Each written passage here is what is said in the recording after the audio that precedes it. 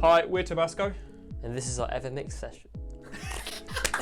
I knew he'd do that! Shit. Okay, wait.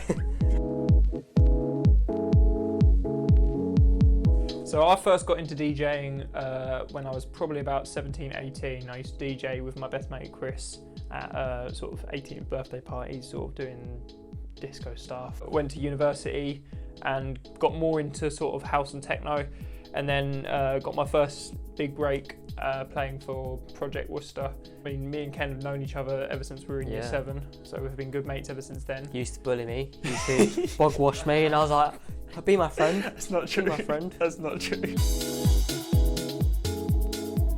Production-wise, I think you've been producing for a very long time. So like, I actually started off producing before DJing. Andy kind of showed me the ropes with the whole DJing thing, but like with the production side, I used to do kind of R&B, jazz, electronic stuff. I used to be under like this alias called Nightgale.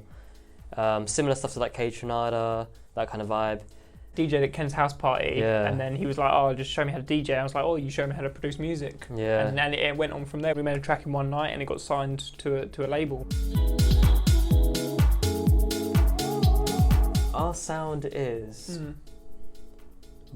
heading towards melodic techno-ish. It's like a mix of melodic techno / breakbeat / disco elements to it as well.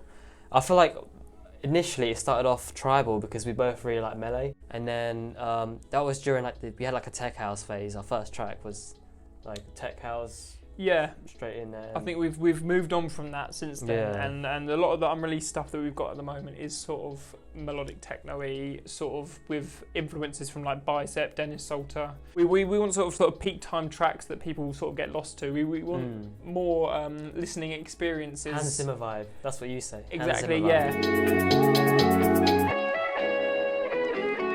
We've had some like good feedback from DJs. Like we had Dennis Salter.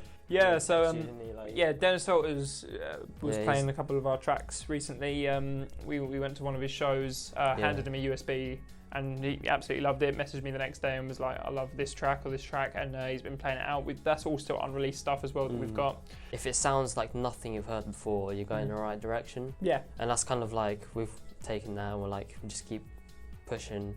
Keep going with that. I mean, I feel like we need to follow a certain sound to get to make it in the industry, but we also, once we are big and once we have made it, we don't ever want someone to be like, that's a Tibasko sound. We always want to be flowing with different sounds. I think it kind of stems from both of us. We just love like a wide range of music. We don't like one certain genre. We like absolutely everything. I think I have like a rule. If I can listen to my tracks on by myself and enjoy it, then like I've made a good job of it.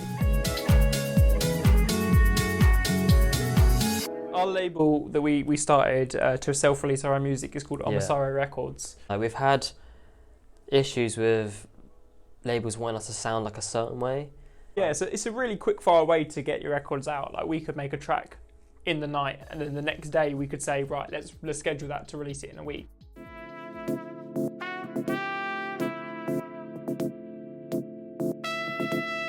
Having a brand for your label is super important because you want to make yourself stick out. I mean, like, the way I see it, the album cover is just as important as the music because the first thing you see is the first thing that's going to make you click and listen to the track.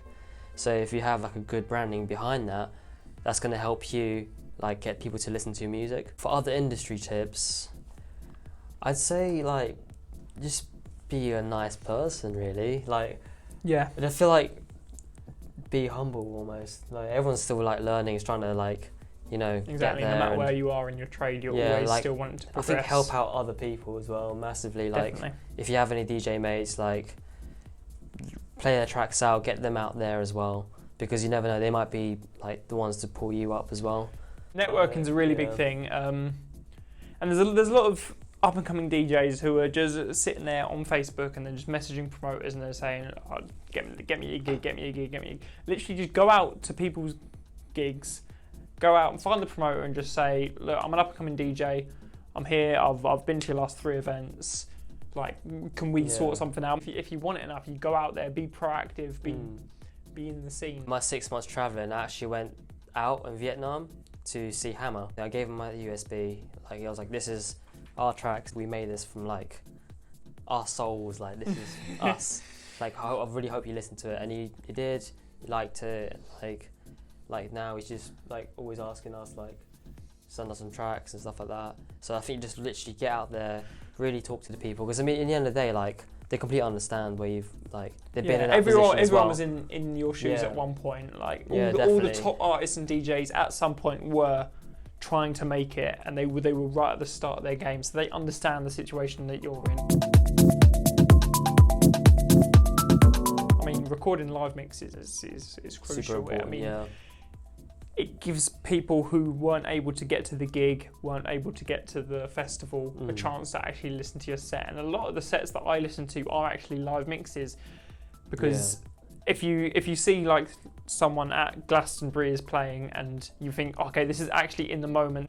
What I love to hear in a mix is the slight imperfections. I like that. Yeah. The slight imperfections in the mix. If someone's not got it quite right, and then all of a sudden they fix it and adjust it, and to have like crowd vibe in there as well, you can hear the crowd. That'd be absolutely insane. Like when there's a big drop, you can hear the crowd, and you would get a little buzz off that as a listener, because you can hear what's going on in the crowd at the time.